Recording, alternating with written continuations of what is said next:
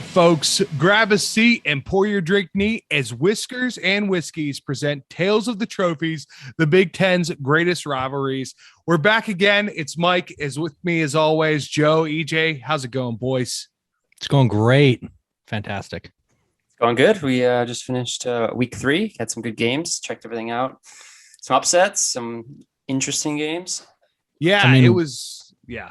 I was just gonna say we've been #blessed here. It's been quite the first 3 weeks. I know we keep talking about how great the slate was this last weekend, but we're really not lying. It just continues. It's just heating great. up. Yeah. It's living up to the hype, man. And things have been going, I think, somewhat unexpectedly for some programs. Like, I did not expect, and we'll get into this, I did not expect like Ohio State to struggle. I didn't expect Oregon to be so good. And, I frankly didn't expect some teams like Cincinnati to be undefeated still. Like, some big expectations, and they're living up to it. So it's been super exciting. But before we dive into that, Joe, what are we drinking today, pal? All right, boys and girls, nothing fancy this week. We've got the Boilermaker. So I'm sure many people have had these through college or maybe even after college. So you're just going to pair a nice cold brewski with your whiskey of choice, and we will get into it later. EJ's already brought it up once earlier today, the different methods or different ways you can drink it. The one that my go-to is, pouring your shot, dropping it right into your glass, and then chug a lug. So do you guys want to try it out? Yeah, I cannot drop my shot into my glass because to let everyone know, here's my glass. I'm drinking a nice little. I was gonna say, what do we? Yinger. What's our combinations here, guys? What Got do we the got? Yinger, nice little amber beer there, nice little amber lager, delicious stuff, and then just a bunch of Bullet. And obviously, I can't really drop that into the glass; wouldn't work out too well. So I'm gonna go with the pour method. You could, but you're gonna lose some teeth. And for our non-Yinzers, a Yinger is Yingling, which is a delicious beer. I mean, let's go with the program here, folks. I am drinking. I was up in Pittsburgh for my wife's birthday, and brought some Labatt Blue Light. So for people that aren't familiar, the Northerners will know what Labatt Blue is. It's a Canadian beer, but you can't really find it, surprisingly, south of like the Mason-Dixon line. So I made sure to grab it. So I got some Blue Light, and then I also have some of our Templeton Rye as my whiskey. I will say something was a success from that weekend.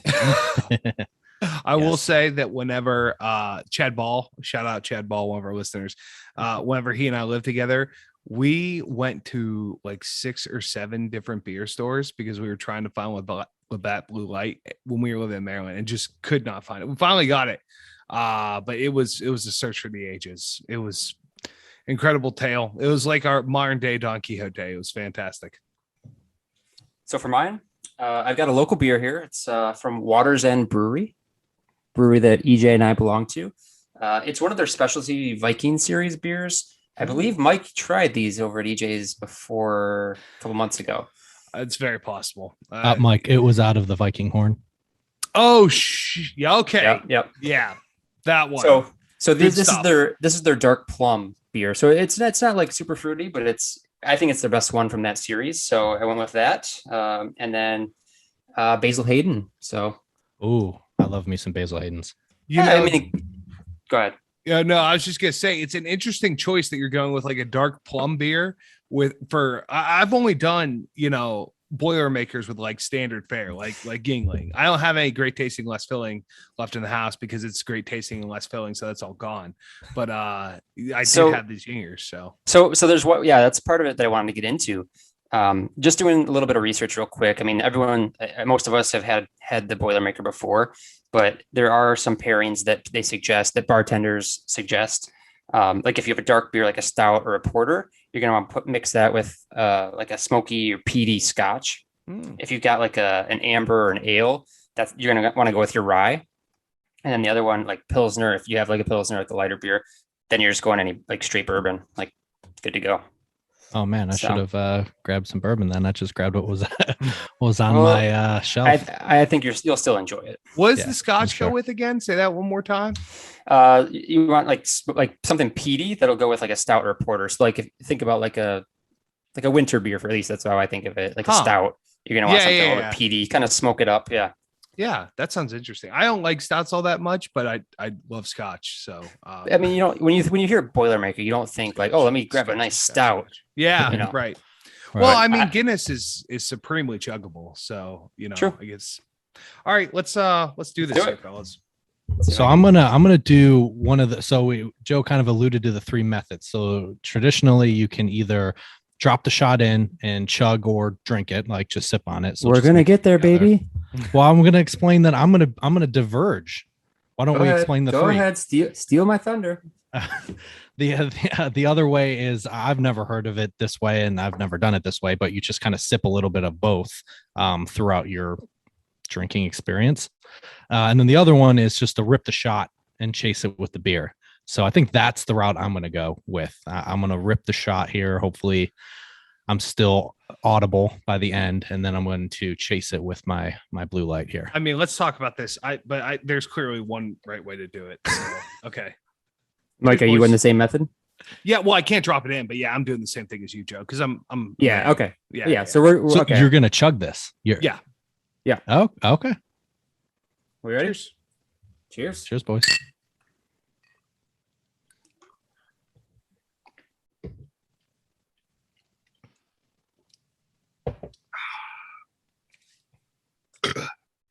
And Joe, for those listeners here, yours? the plum beer Joey's chugging is probably 7% or so. What was it? Oh, atta babe. 8. Yeah, it's not. It's not a light beer.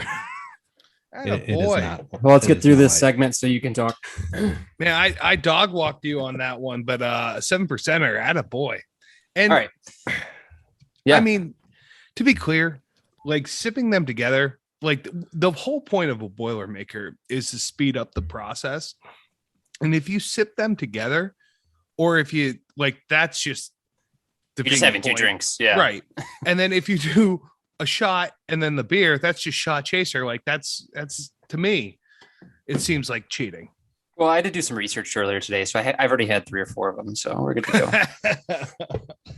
All right, so let me get into a little bit of the history. You guys, I'm assuming you guys don't know too much about it because, I mean, in college you're just slamming them and that's about it.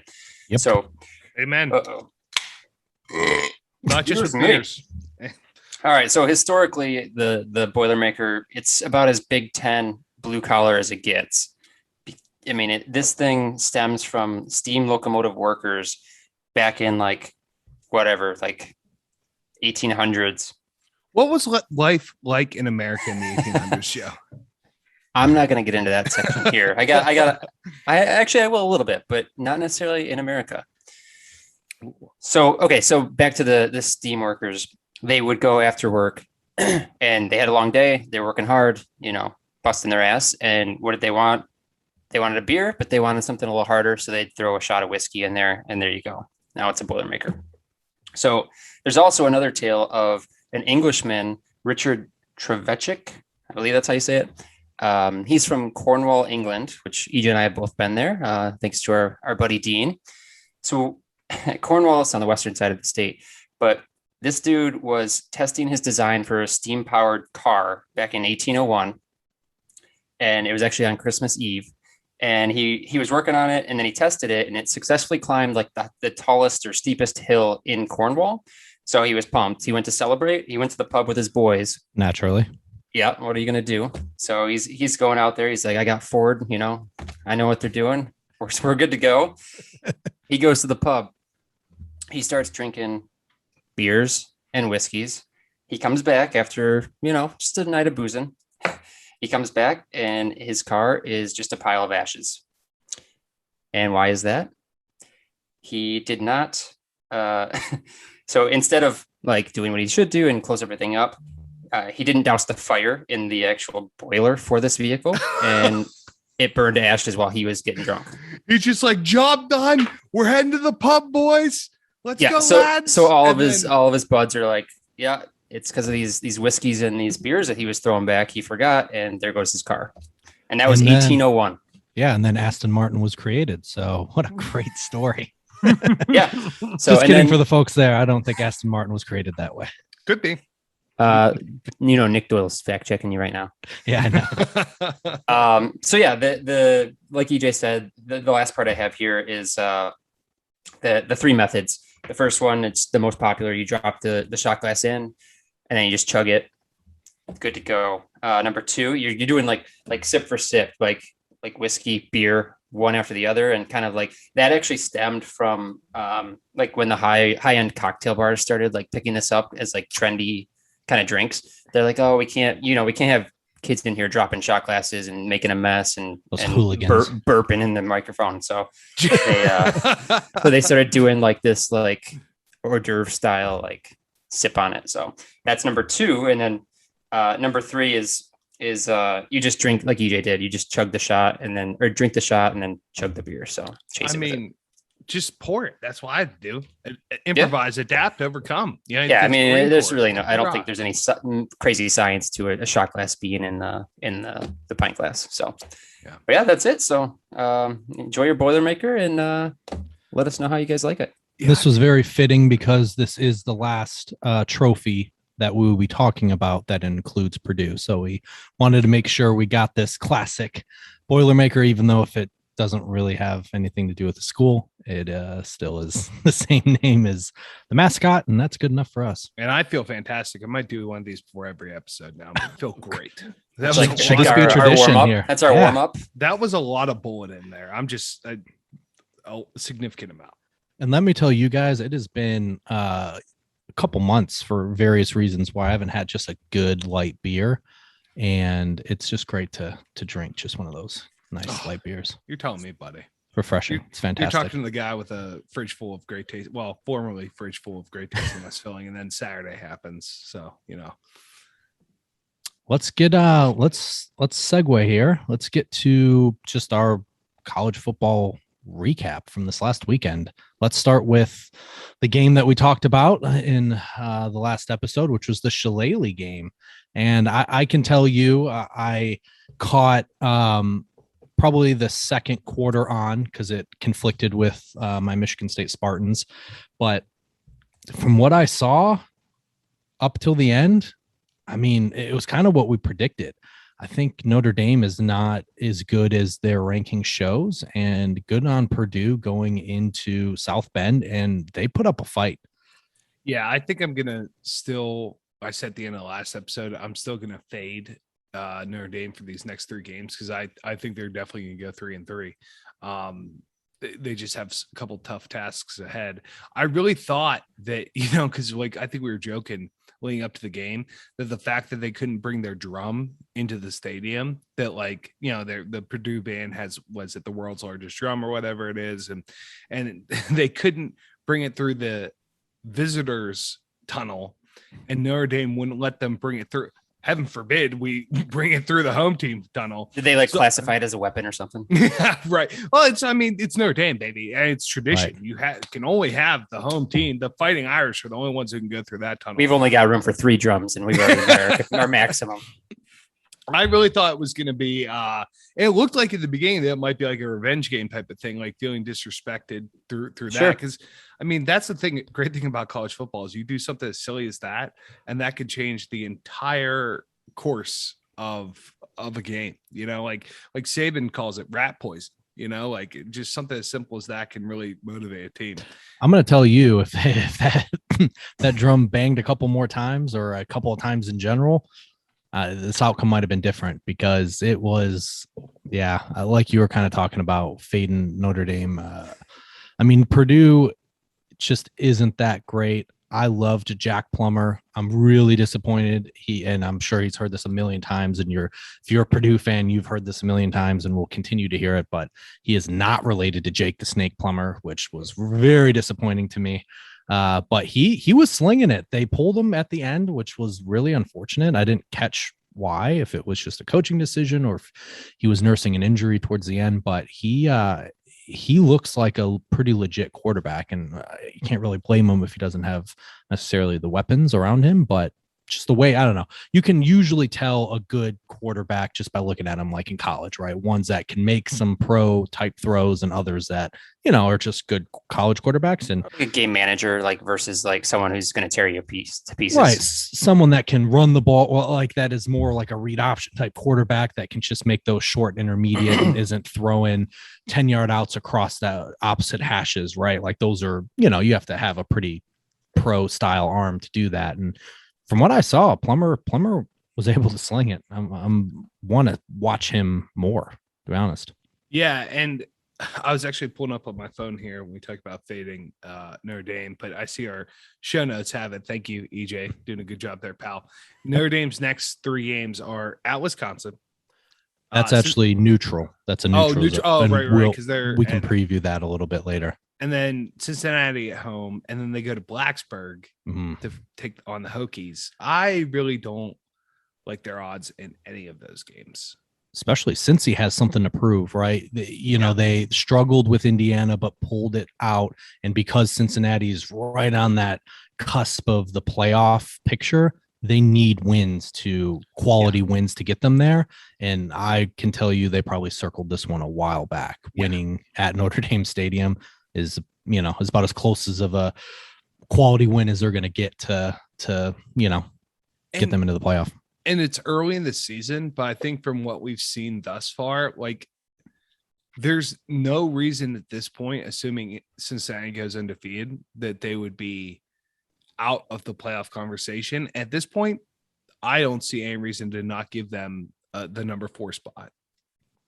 It's going to be tricky because unfortunately for them, and good on them to get in the Big 12 to kind of silence this in the future. But if you're looking at a Power 5 conference team that's undefeated, even if it looked worse than them, they're probably not going to get the benefit of the doubt. Maybe the committee proves us wrong, but with the way the Big 12 is changing, what does that do to their, like, the fact that they are Power 5, given that now they're like credibility? Right. What does that do to that? Like, that's one thing that I'm wondering is the Big 12 going to be looked at as the least of the Power 5 conferences, or are they going to change to like the Power 4 or the SEC and everyone else? Like, I mean, what happens here, Yeah. I mean, my point of view would still be, while it probably is going to look lesser, and unless someone steps up from all those new teams, which BYU, which we can get into a little bit later, looked great. I mean, UCF is building their program. Cincinnati, their former quarterback did not look so great on Sunday. No. But yeah, so I agree with you, Mike. I still think all things considered, people are going to see that as a better conference than Conference USA. So I think it's just, that's fair. Yeah. So you're going to just gain a little bit of credibility. And then there's a potential, especially for those new teams that are going to join, to go right to the top with Oklahoma leaving. And there's certain games they would have to, sorry, Joe, but I may cut you off, but there's certain games that they'll have to play in the Big 12 every year that are always going to be tough. I think anytime you go to Morgantown or have to go to Stillwater, like those are tough places to play with and you have to do that every year. Well, not necessarily going there every year, but play those teams every year. So I think it's going to be, there's definitely credibility added, but with the quality of wins on Cincinnati's resume, assuming they go undefeated, it's really hard to keep them out. I guess we'll see. It's going to be circumstances. I don't know if Clemson wins out, if they're going to still consider Clemson with their only loss to Georgia better than the way Clemson's playing. Indiana. Yeah, the way Clemson's playing though, I don't see them winning out. Like, did you watch that Georgia Tech game? DJ, I mean, well, I was going to talk about this. I might as well talk about it now to segue into our next matchup. But like, there's always a week in the season, and normally it's around week 3, where like half of the top 10 teams lose. And we almost had that this week because Bama pulled off a close one against Florida. Georgia Tech and Clemson, I know there was crazy things like weather delays and everything, but they almost lost. No Ohio excuse. State, Toledo was super close. I mean, it was both teams had it. Like, it didn't change anything for either of them. Yeah, Oklahoma almost lost to Nebraska. Yeah. I mean, it was almost that week. And it was exciting for like a little bit there. I mean, I was I was in transit for some of the early games, but we all took, well, at least Joe and I, EJ, I don't know about you, but Joe and I took Bama minus 14.5 and the over. EJ, you didn't take it. I did not. But I was really, after the first quarter, really for the whole first half, the only thing I was worried about is the over going to hit, because I, parlayed it together. But then all of a sudden, Florida just turned it on, and I don't know what the hell happened that game. Yeah, I just kept waiting for Alabama to do their thing, start throwing in the end zone, start making these plays, and it just didn't happen. Well, like I said, I forgot how bad Pete Golding is. Like, when you have a Heisman Trophy winner and at wide receiver, and a Heisman Trophy finalist at quarterback, and a Heisman Trophy top 5 vote getter at running back, that covers up for a lot of sins. And I think the defense also was super talented last year, and they played well despite Pete Golding. But where you're at right now, where you have a transfer portal guy in 200 I butchering the name, but he's leading your defense. That's kind of, I guess, a similar scheme as what Pruitt was doing in Tennessee is they're doing in Alabama, but that's still it's not the Alabama way to have a transfer portal guy leading your defense. So when I'm watching these games, I have my phone and I just open up my notes, and I usually just text myself, right? I write them down as it's going. And my first note, this was after 21-3, and it said, Bama being Bama, rinse and repeat. And that's how it was. I went to a park and walked. I didn't even catch. Yeah, they were up 21-3, I think, at halftime. Right. I knew obviously you guys were invested and were going to be paying attention. And then my next bullet was not so fast. All of a sudden I get in the car, turn on Sirius XM, and it's a game. And the text between you two were fast and furious about this. The betting I was so pissed. Well, so for a little background, Mike is right. We had the Bama minus 14.5 and the over, but I parlayed that with Michigan State money line, in which they covered. They won, so that was a pretty big payout. And I thought Alabama was the lock, and I thought Michigan State was the one where I would have it might be a close game and make it interesting, but it wasn't. It was Alabama that screwed me. So that was a fun one. That's one way to say it was a fun one. Yeah. No, I mean, and not Gainesville is a very hard place to play. The Swamp is legit, right? And they really brought it in the second half, but also the halftime adjustments, there just were none on defense. I really thought that when the second half started, we were going to lock that down, and it just did not happen. And, also all credit in the world to Dan Mullen and his lack of clock management, or what clock there was available. Okay. Yeah. That's you can't really ask much when there is no clock, but still he could have called timeouts at the end to put his team in a more advantageous situation. He just did not. Yeah. And it's thank you, Dan Mullen. Thank you for just being you, man. Just showing up as Darth Vader to pressers every once in a while. You just keep doing you, buddy. I love it. So for this game, I also made a note. My note says UF contenders ? CFP. I mean, a loss is a loss, but it's a loss to Alabama. That's right now number one team. So realistically, I think a team could lose to Alabama and still be in the college football playoff. Well, they had to beat Georgia. I was going to say, I think they will. It'll even itself out. Whoever wins that game will have a chance at the play. I mean, I guess even if Georgia loses one, they're going to have a chance. We'll see what happens at the cocktail party, but I really don't see Georgia losing to Florida this year. They really do have it. They're getting it together over there. And Dan Mullen, I know that their backup quarterback, who was dynamic previously, he's injured. That's why he didn't play during this game. I know that the crowd was cheering for him to come in, or I guess booing to try to get him to come in. But I just don't think that they have it. I think they just played out of their minds and were just incredibly motivated. But also, I don't know where they play this game that we're talking about, the future game. Jacksonville. It's the world's largest outdoor cocktail party.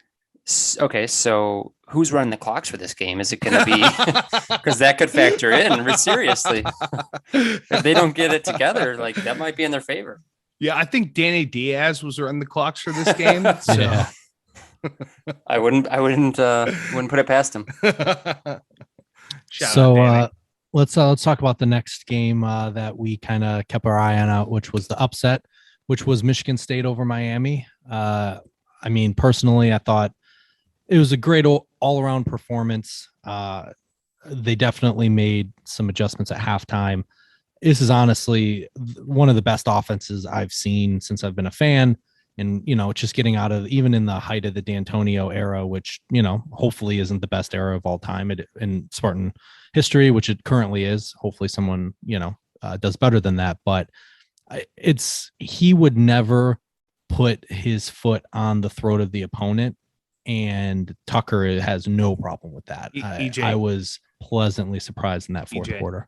EJ, I have something to tell you. I didn't tell you this because I wanted to save it. So EJ and I went to a brewery on Thursday, and then we went to go see Shang-Chi and the Legend of the Ten Rings. Great movie. Joe, you'd love it. It's a Marvel movie right up your alley. Yeah. I don't even know what that is. So remember when I took the FanDuel boost where it was you place your next 3 bets and you get like a bonus? Yeah. One of the games I selected and put that big amount on was Sparty money line. So whenever I was in my one app, like I do my college football in one app and I do NFL in another app. It's just what I do. It's a thing. Gamblers have their superstitions. That's what I do. I forgot that I put, because of that boost, I'm like, Sparty is a lock. And I texted you guys. I said, I feel like an idiot for not betting my mortgage payment on Sparty because it's a lock. Yeah, you did. Then I logged into the other app and I looked at my balance and I'm like, that is a lot of money. And then I looked through and I'm like, oh yeah, I was with EJ at the brewery. And that's when I put the Sparty money line bet in and came through. Boilermakers on Mike. Yeah, Boilermakers on me, baby. Yeah, definitely excited. Obviously, it's to be determined how good Miami is, but Power 5 team ranked at the time on the road. I'll take it. A year and a half into a rebuild. It looks like it's going to happen way faster than any of us could have anticipated. I was surprised Sparty wasn't ranked going into this game. I have no doubt that they'll be ranked now, but like they should have been like 25 or 20. They should have been ranked at 24 instead of Miami going into this game. I think that's I mean, I get it. Northwestern's not good and Youngstown State's a FCS. So I get it. Even though they looked good and met the eye test, this was the victory that put people on the radar. And now it's up to them to, now they're favored, right? Now there's expectations to now I'm not going to be able to get this sweet money line succeed. So they got to keep, Nebraska at home looks better. Clearly, I know Oklahoma, I personally don't think they're as good as people think, but so we'll see how that turns out for them. But now do you want some thoughts from a fellow Michigander? Sure. So I think I watched most of this game. A fellow troll. True. So I made some notes as well. Walker he's a stud. I don't know what Wake Forest is thinking. Like he wasn't even a starter. Yeah. Okay, whatever. So we'll get past that. But my question for you and Sparty is, what happens if he gets hurt? Are you guys able to continue on? Unfair. No, I'm just saying, like, if you take out one player, it's very possible. Yeah, it happens but you every can year. say that about any team. Well, I'm saying it. Yeah, like, I think he's by far their best player, and they just pound him every other play. I'm not saying it's a bad thing. I'm just saying if he gets hurt or something, like, then what? I think you need to see more from Thorne. I'm not saying he's bad, but I just haven't seen enough of Thorne to say he's the guy yet. I mean, obviously we have a couple of backups that are serviceable. Obviously he's dynamic. I mean, Walker would already be in the Heisman conversation if he didn't go to Michigan State. No, I think he should be soon. But at the same time, like, you can't knock them for riding him, because who wouldn't? Yeah. But like I said, if he gets hurt, like, then what? Like, is there enough? I think that's kind of where the ranking is. I'm not saying they're basing the ranking off one player, but there's a formula. If you can stop him, and sure, and that's what I mean. His 10-yard hitches, you're to that point. Yeah, you're right. And if a team can stop him, like, can Thorne make up that extra enough to pull out these wins? I will say Thorne is a young player. I don't know if too many people know he's a redshirt sophomore.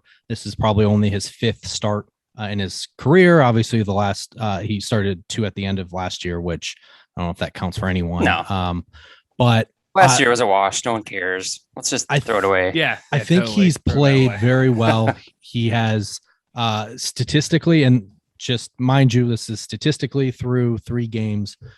He has the best QBR in the Big Ten, 10 touchdowns, 0 interceptions. This game alone, he threw 250 or 260 yards with 4 touchdowns. And I think a lot of that he's got to thank Walker, right? Like, he's given him that time. Like, the threat of Walker is like buying him, I mean, a second or two, right? Sure. Not to take anything away from him, but I think it would be hard to see him do that without Walker. I do think our offensive line has given a decent amount of yards per before contact for our running backs in general, while obviously Walker's vision and his cuts line and does his look very good. Yeah. It's looked better. So I do think we would still have some semblance of a running game. Obviously, you're not going to be as good as him without him. But sure. I do think the 2 receivers on the outside are pretty dynamic. And I mean, thus far, when he's been called upon to throw the ball deep and make throws, he's done it. So while I think obviously Walker in the running game is ahead of our passing game, I think through the first 3 games, it's almost dead even as far as production between the 2 units. But Miami was a good test. Now they just need to continue to do it through. Now they get into the meat of the schedule. Right. Yeah. This will be for all teams. It's going to start to tell, what they really are. Mm-hmm. Yeah. And where is he from? He is from Thorne or Walker? Thorne. Thorne is from Naperville, Illinois. Okay. I thought it was pretty cool that him and I forget his name. Reid. I was going to say, you're gonna hear that a million times. Yeah. That's did you guys know Stafford and Clayton Kershaw went to high school together? What? Yeah. Yes. So for they the played listeners, baseball together, or pitcher catcher. No combo. way. Like, yeah. We'll talk later. Yeah, Jordan Reid, one of the top receivers for the Spartans. Him and Thorne played high school football together and planned to go to Western Michigan together until Thorne got a scholarship from Michigan State last second. And so then Reid went to Western as a true freshman, got All-American accolades, and then transferred to Michigan State. He had to sit a year because we're not Alabama and just can't get apparently transfers to just play immediately. So like most of the SEC, including, I mean, you can Joe Burrow, you can go down the list of people. I thought that was pretty Justin cool though, Fields. that they went to high school together and now they're playing and said they're best friends too, like not just played together, but they've grown up together. That's cool.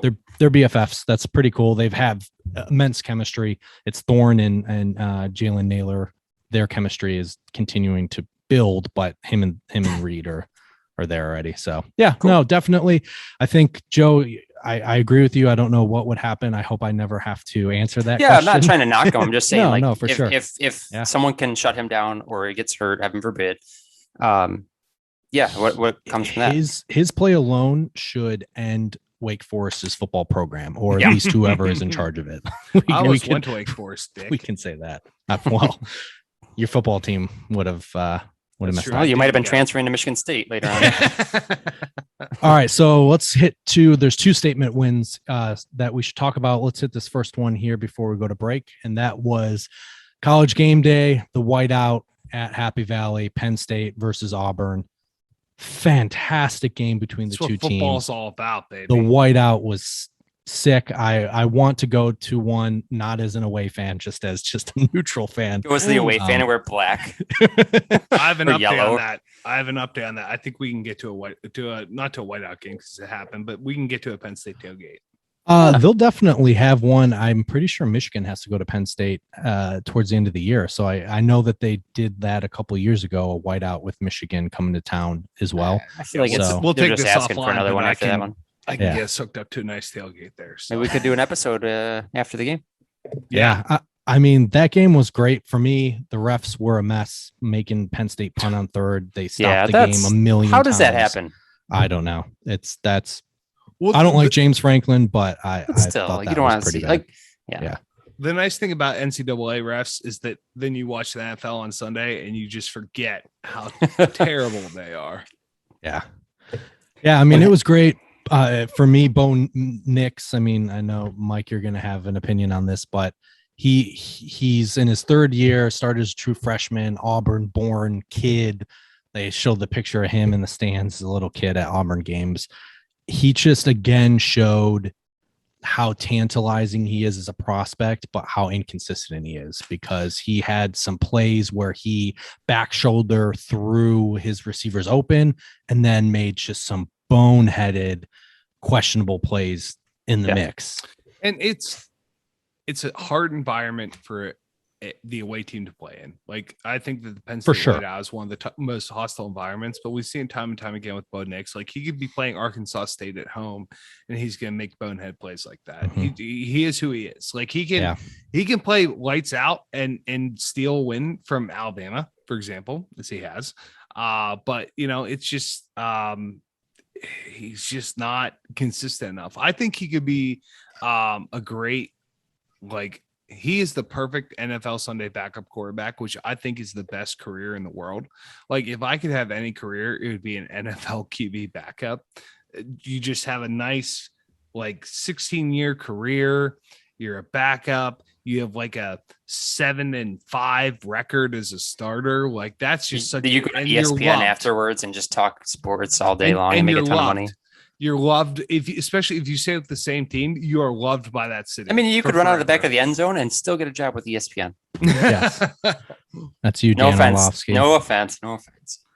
And then quickly, the last game. I know everyone always talks about how East Coasters never pay attention to the Pac-12, so I made it a point to stay up, and I have a soapbox that I will get to after the break. But I watched ASU, Arizona State, and BYU, and it was a great game. BYU has now beaten 3 straight Pac-12 opponents, which helps them as far as recruiting wise. Obviously, they're going to join the Big 12. I mean, ASU did everything it could possibly do to lose. It was like 15 plus penalties. It was crazy. And the play of the game, there was like 4 minutes left in the game.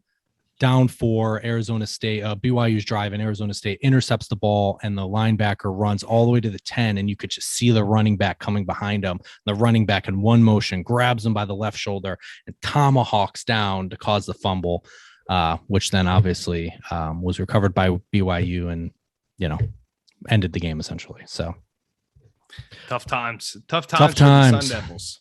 All right, so why don't we take a quick break here, and we'll be right back with the games that we're excited to see in addition to the Purdue Cannon this weekend.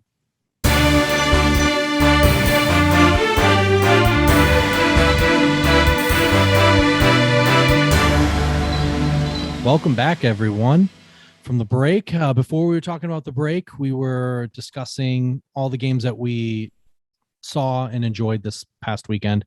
So now we want to kind of segue to the games that are coming up this weekend that we are excited to see in addition to the Purdue Cannon game. So I think the first one is the big noon matchup on Fox, which is number 12 Notre Dame taking on number 18 Wisconsin. And this game is actually being played at Soldier Field in Chicago.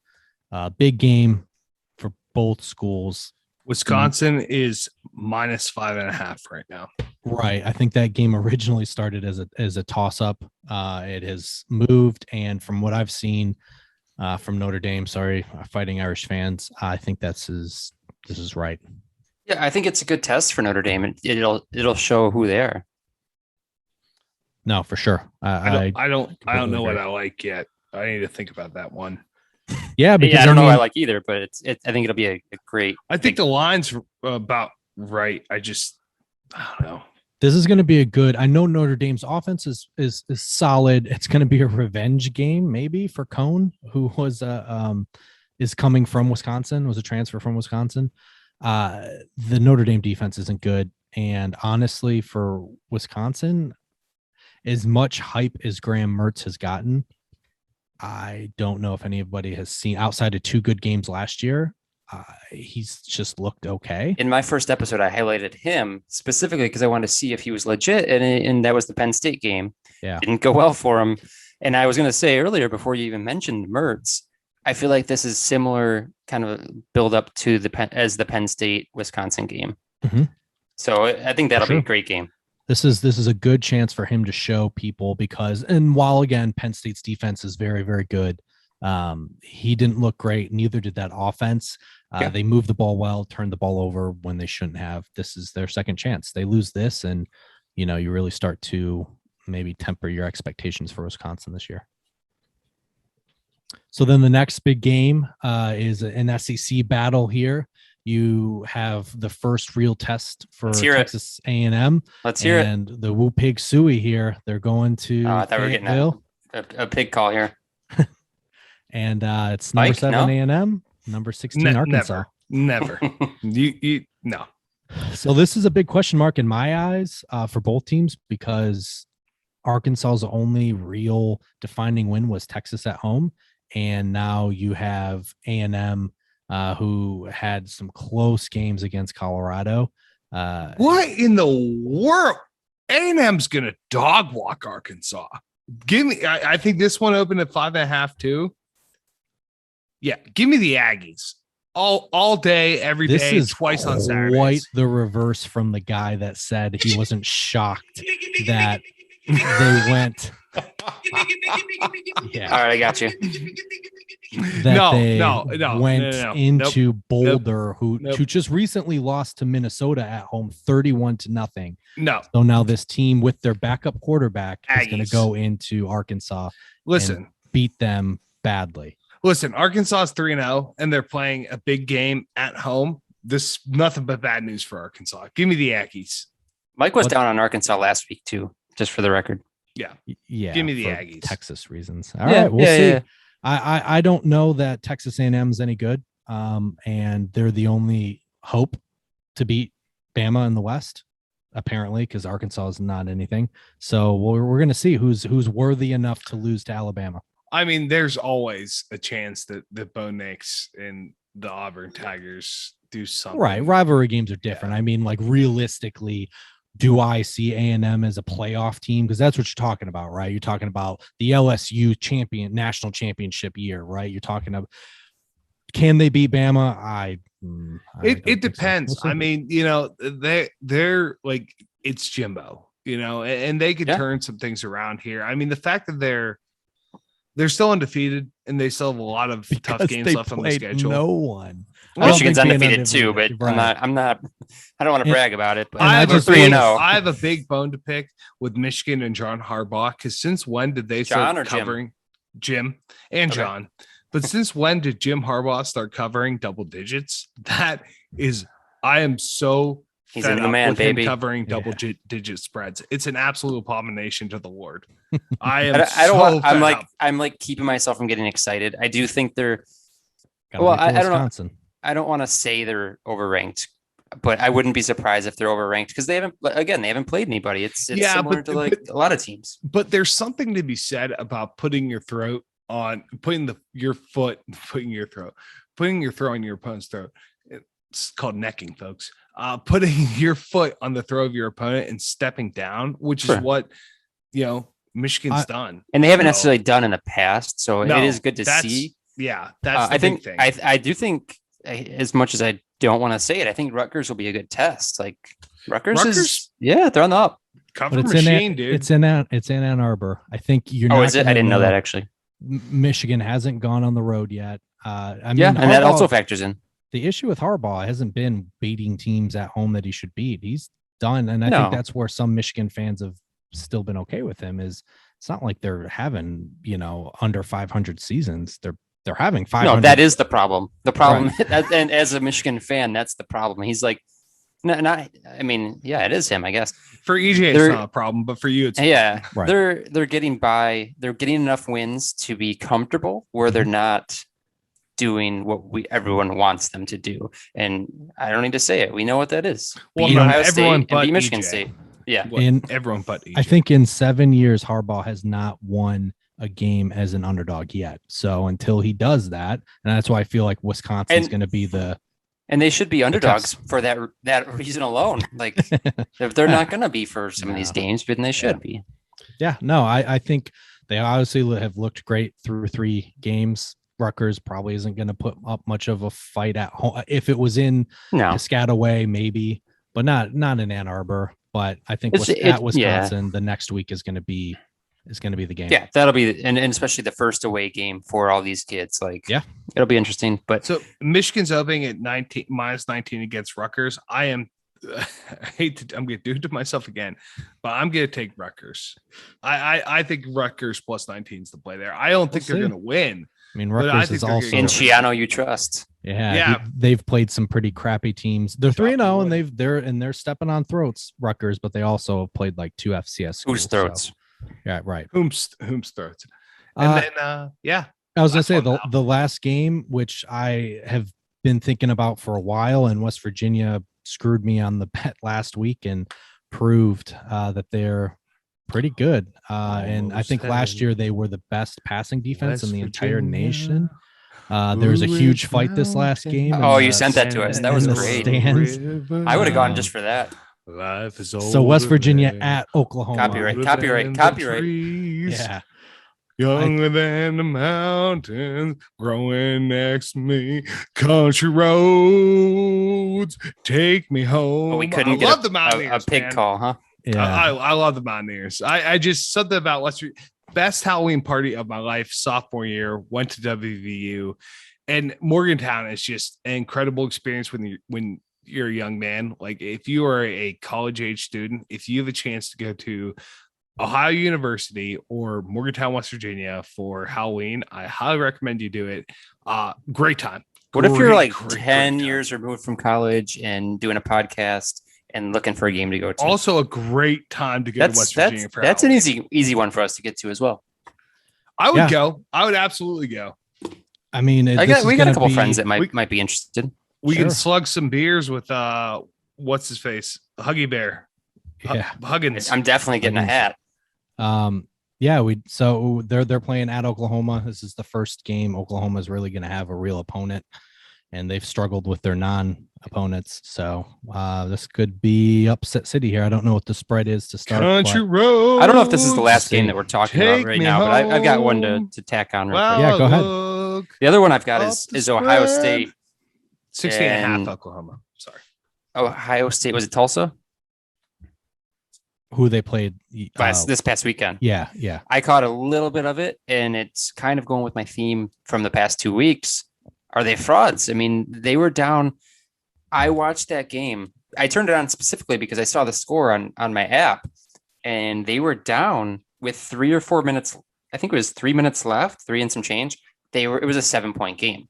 That was a close call for them. The score didn't reflect it. The box score didn't, but with 3 minutes left, I think they got a pick 6 at the end, like just kind of garbage time. But it was closer than and it did not reflect it. Yeah, they have what's their schedule? They have Akron this weekend. That should be fine. Yeah, but no, I mean, once they finally get into their Big Ten schedule, and whenever they have to play Indiana or they have to play so even Maryland, those are going to be bigger games for them leading up to your Penn State, Michigan State, and Michigan. Yeah, Maryland. So they play Akron at home, then they go to Jersey to play Rutgers, then they have Maryland come home, and then lucky. Indiana, then Penn State. So, like, honestly, I know that those 3 teams aren't like anything to like, they're not powerhouses. Sure, but Rutgers has been playing well. I think Loxley has Maryland playing really well. I think Indiana is probably, they're going to be a challenge, put up a fight. And then you have Penn State coming to town, assuming Penn State's still undefeated. I mean, that's like, Ohio State better not take their eye off the ball. Well, I mean, you just listed off all of those. Also, who's Tulsa? Like, Tulsa's not ranked. They're not a bad program, but still, like, the way Ohio State's, they were in the top 4 at the beginning of the year. They should be just, wiping the floors with these guys. Yeah, I think we all agree that they were. And again, I'll caveat it. I'm a Michigan fan, so I hate them, but still, like, to be like take a step back. And I love to see them lose more than anybody. That Oregon game was great, but Tulsa, like, that was a close one for them. Joe, I think that after the Minnesota game, I disagree with you on Ohio State. I'm like, well, I mean, it's a tough place to play in Minnesota. Like, give them some slack there. But, PJ's running that sideline, and but now, dude, like I'm looking at Rutgers, Maryland, and Indiana. Sure. I'm thinking there's a chance they come out with a loss out one of those games. So I'm not saying I'm going to bet it, but I'm just saying that. Well, and then fast forward one more week to Penn State. Like, I don't see them beating Penn State. I will say until they get beat, I can't say anything about it. I mean, they've been the cream of the crop in college football, and then obviously in the Big Ten. So although it still obviously is a work in progress, the defense is not as good as it usually is. The offense is still a work in progress with the young quarterback. Ultimately, they have a team full of 5-star players, and that can be enough. Soon to be a younger quarterback. Right. So that's enough to beat a lot of teams, even on bad days. So until they lose, they haven't looked good. I don't think anyone in the top 5 has looked invincible. Now Alabama included now, but definitely the other ones, none of them have looked great. Just not to extend this, I have a quick question for you guys. If you guys could put one team into the top 4 that isn't in it right now, who would it be? I don't even know, to be honest with you. I mean, you think it's fair? The only one I could see is, after seeing the way Florida played on, maybe I lost money. You don't think over Oklahoma? No, I think they could beat Oklahoma. Penn State, maybe in the top 4. Nah, not even. Maybe though, because their offense still hasn't looked great. That's the thing. Yeah, their defense. I'm not Penn State. A lot of their, what? Iowa. But again, their offense is sketchy. So we'll have to see. Back to Penn State. I'm not sold on Clifford. Like, he didn't. No. I don't think he's more of a game manager. Like, I don't think he's not making those plays that they need him to make. Like, if it comes down to the wire, maybe the Ohio State will be a good test for both teams. Like, I would say Iowa's the same way. I mean, they haven't played a team full of 5-star recruits yet. You know. Yeah, true. Got to see. Okay. All right. So why don't we get to our betting shout outs here? So our friend and our dear listener here, Nicholas J. Doyle. Hello, Doyle. He hit on a few bets here. So he hit on Michigan State like all of us did. He also bet on Florida plus 14.5 and actually had a side bet with Joe on that where he won that side bet. We don't need to talk about it. And then he also hit on Buffalo plus 14. So congratulations, Doyle. 3 out of 4 this weekend. I give him credit for having the testicular fortitude to bet on Buffalo plus 14, because I'd stay away from. I love the Chanticleers. Stayed away from that game. But if he disrespects the Chanticleers one more time and wonders what is a Chanticleer, like, I'm gonna freak out. He is from Buffalo though, so that's fair. But I give him all the credit in the world. I'd stay away from that game.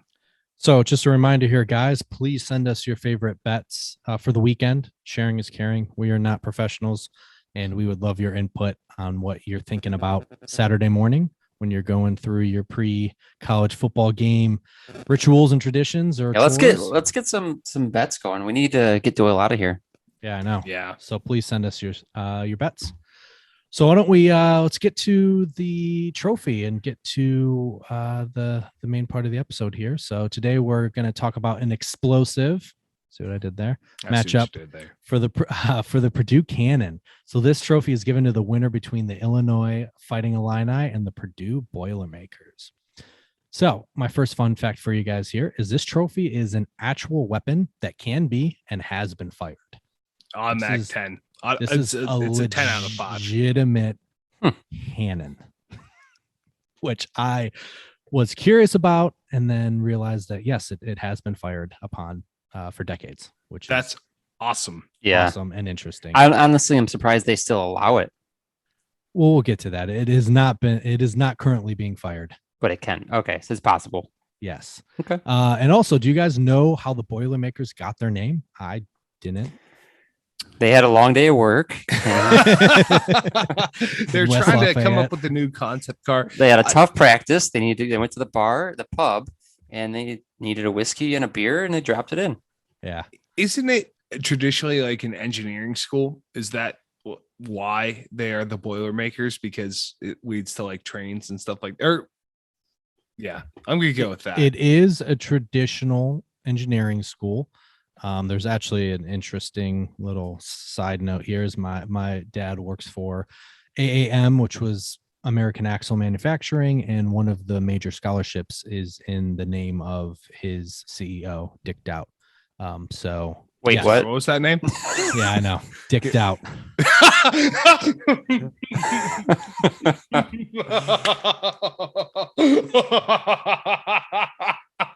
So it is embroiled in history of engineering. That is not why their name is their name.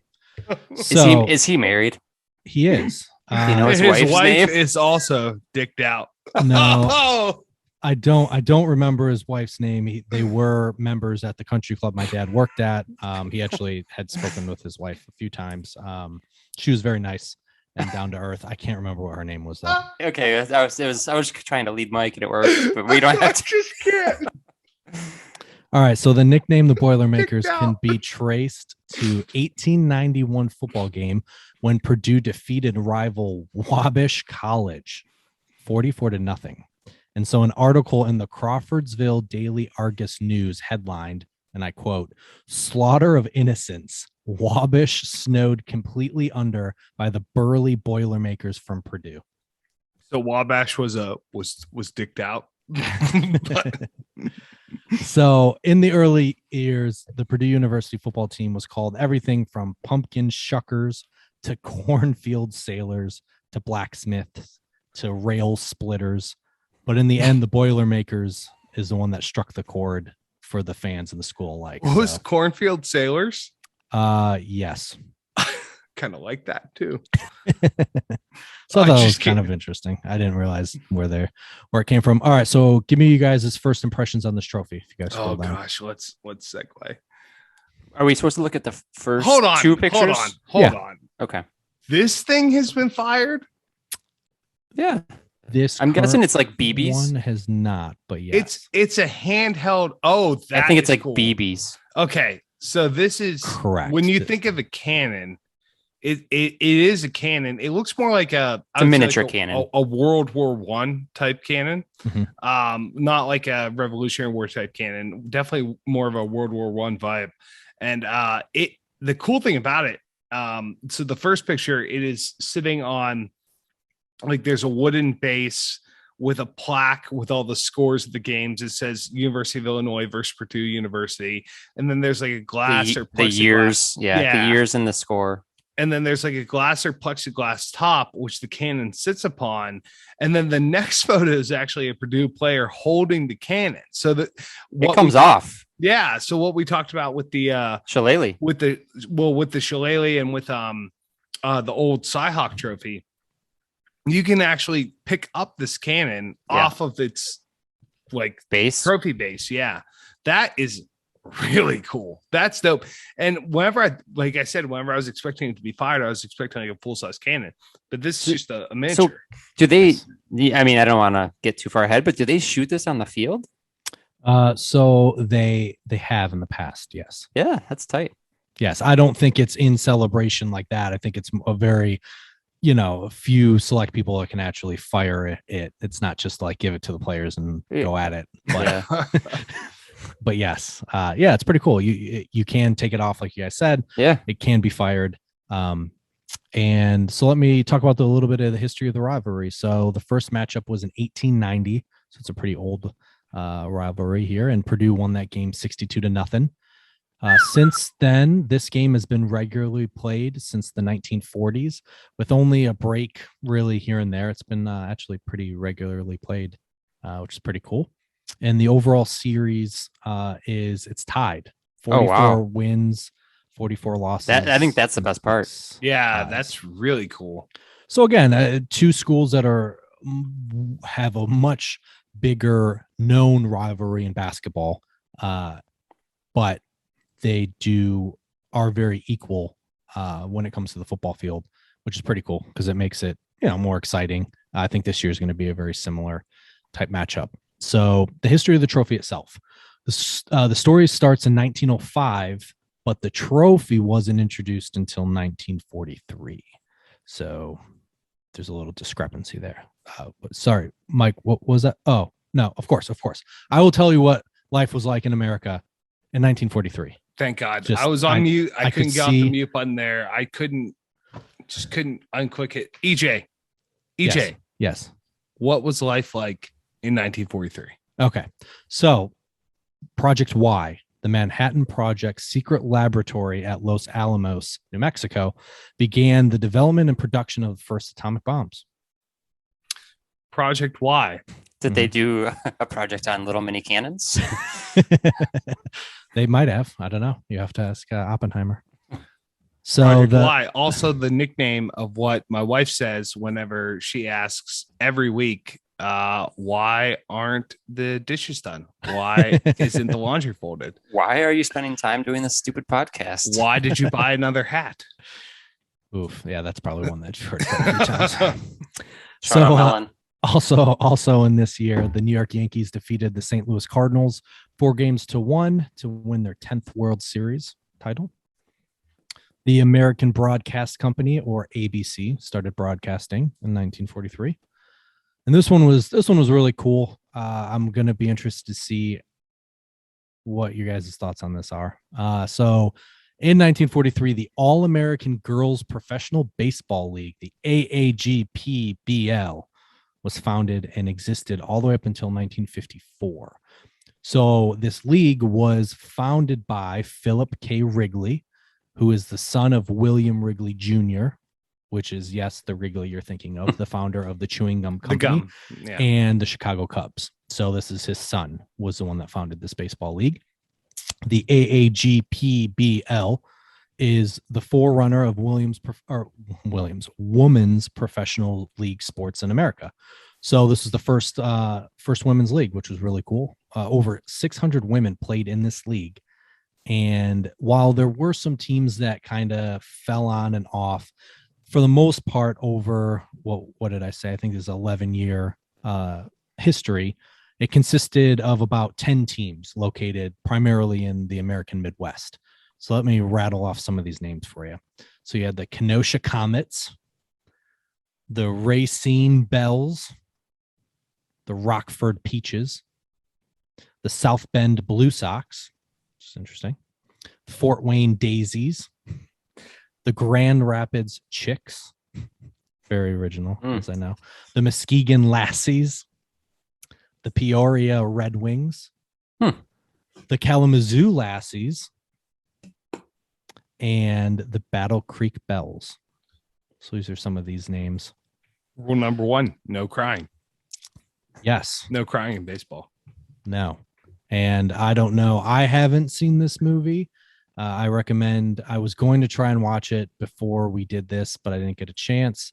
It is on Stars if you guys have Stars, but this league was made famous more recently from a movie called A League of Their Own in 1992. Yeah, a very recent movie. Well, more recent than 1943 and 54. Yeah, but 40 years ago. I don't think too many people knew about this league until probably this movie, which is a fictionalized account of the early days of the league and its stars, but at least it did shine some light on it. And this the movie stars Gina Davis, very famous 80s actress, and Tom Hanks. So I recommend you. I've heard about it. I've never actually watched it. Like I said, I found it on Stars, but I didn't get a chance to watch it prior to this, but I'm planning on watching it soon. Have you guys seen it? Yeah, good flick. Tom Hanks, man. I mean, isn't Madonna in that? Yeah. Rosie O'Donnell, Gina Davis, Madonna, Tom Hanks. Yeah. Interesting. It's a heater. I haven't seen it either, but yeah, I'll have to watch it. So getting back to the story of the actual trophy here. So like as I had mentioned earlier, it started in 1905. And this is when a group of Purdue students took a mini cannon to Champaign, Illinois, which is where Illinois University is at, in anticipation of firing it to celebrate a Boilermaker victory. So think about that these days. Right. So I'll bring my cannon. You can't even get a purse through security. Sure, what's in your pocket? Like transparent. Yeah. Oh, that's just a cannon. Oh no, piece of a cannon. These guys were a little smarter than that. They couldn't bring it in the stadium, which is kind of partially the issue. So although Purdue did win the game 29-0, Illinois supporters, including Quincy Hall, had discovered the cannon in its hiding place. which was in a A dude's culvert. pants? No, in a culvert near the Illinois field. And Was this a full-size cannon or like one of the small ones? No, it was still a mini cannon. Okay. Still, yeah, that's cool. And if you guys aren't familiar with a culvert, I'm pretty sure pretty much every little boy, at least in our era, would play in these. So the culvert is like the huge sewage drain looking thing in a ditch. Yeah, it goes under your driveway. Yeah, in a lot of houses, for you to stand up in. So that's where they hit it, and Illinois supporters found it before the Purdue students that brought it could celebrate. How'd they find it? Like, you just... It was near the field, so I don't know if it was just maybe the route that they were taking to the stadium and they just stumbled across it.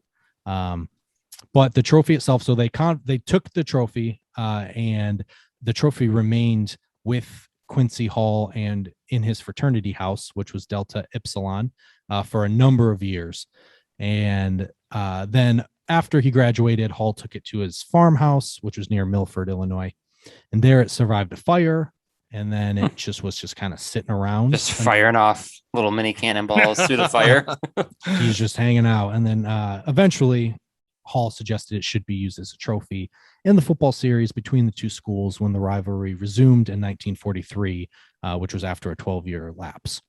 So that year, the cannon was presented at halftime to the school's athletic directors, which at the time were Doug Mills and Guy Mackey. And yes, if you're thinking Mackey sounds familiar, that is what Purdue's basketball arena is named after, is Guy Mackey. So currently, the current cannon is actually a replica.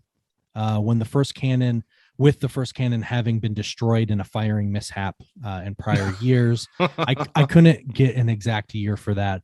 But the pieces of the original cannon were returned to Purdue, and their current location is unknown. Pieces? Yeah.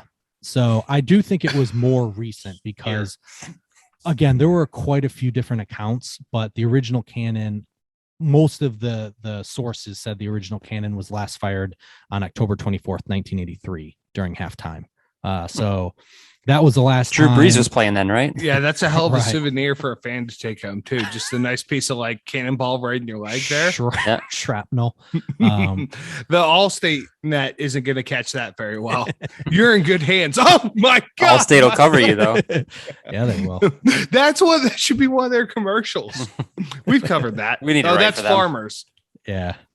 Yeah. So that's the history of the trophy. So why don't we give our rankings here? So again, the rankings are looks, history, and rivalry, and all of them are on a scale of 1 to 5. And then overall, which tier do you put it in? So Joe, why don't we start with you? Yeah. For looks, I'm going with, I put a lot of thought into this week. I'm going 4.5. Okay. This thing is badass. You could take it off. I want them to fire it soon, but 4.5 for looks. History, there's not a ton of history with this. I do like that the whole, like you just said, the fire, we went through a fire, then they decided, we should use this as a rivalry trophy. So I'm going to go with 3 for history. And then rivalry, I'm going 5. If it's that even, not necessarily like that big of like, it's not a national rivalry. It's not the big ones people think of. This thing is so close that it's got to be a 5. Yeah, no, definitely. Mike, what do you think? Well, Joe, what's your overall tier? Oh yeah, sorry. Overall tier, I'm going to say mid-level, just because it's not nationally known and not huge, but it's got some interesting aspects to it that make it more than just like, here's another trophy. If that makes sense. It does. And in that respect, I'm gonna give it a 5 for the looks, because this has like, not only is it a can, which is cool, it's so cool. I mean, the fact that you can take it off the base, which is something we've been saying for the past couple episodes, like we're looking at you, Notre Dame. Yeah, right. That's awesome. History, I mean,